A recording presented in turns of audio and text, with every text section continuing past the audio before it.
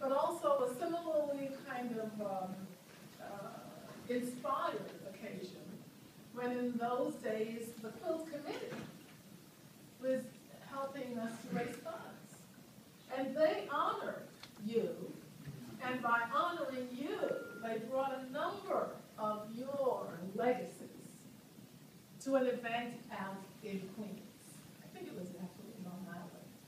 And that was the first time I got to understand the power of the faculty and the power of Shirley Osterl. And that power is not power, some power, big power that hits you in the face. It's the kind of power that empowers, the power that embraces, the power that makes you aspire to even more than you thought, and to bridge any gaps that you may have had. And so, as the president of York today, I really want to give some homage to those who came before me, the presidents who came before me, because they were reporters, people like Milt Basson and others. I also want to give homage to the faculty, people like Shirley Osterl, because it is in the connections that are made with the faculty, between faculty and students, that those aspirations are nurtured and then given a chance to be fulfilled. And so as I sort of present myself to you as the president of York, I want you to know those are the kinds of experiences we're continuing to try to nurture.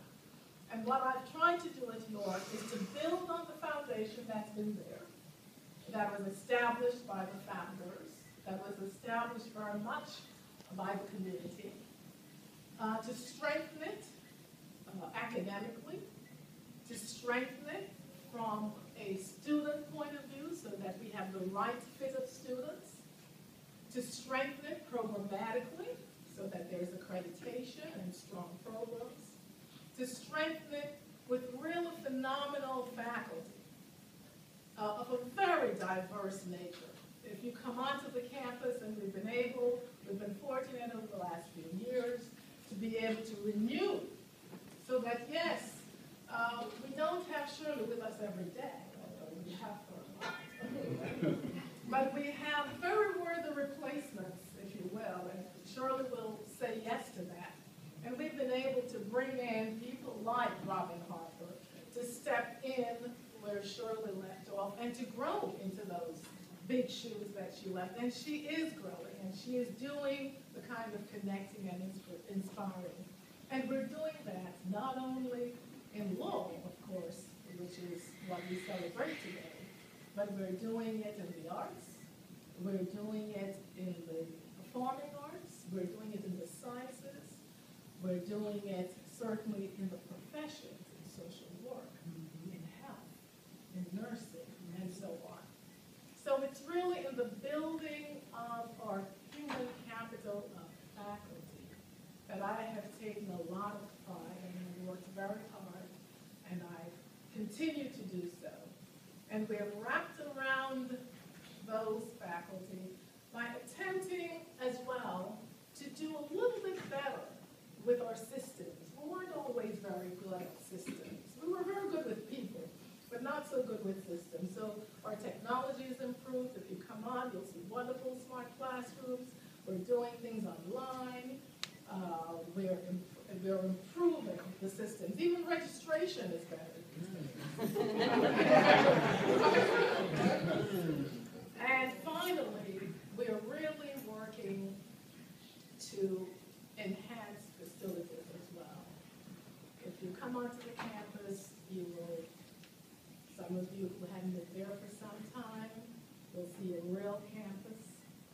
We'll see a connected campus. We'll see a green campus. We'll see good signage, wonderful colors. And I promise you that in about 5 years, you will see a new building, highly aspirational for us, that will become the home of our School of Business, because we're now in 3 schools, yes. We're now the School of Arts and Science, the School of Health and Behavioral Sciences, and the School of Business. And the School of Business will be located on the old classroom building, which is about a 40-year-old temporary building, and that flat, sort of railroad flat, if you will, building will be replaced by a new facility that will be state-of-the-art, will be 9 stories high, will be a glimmering, sort of shimmering, shining beacon that will attract students to us.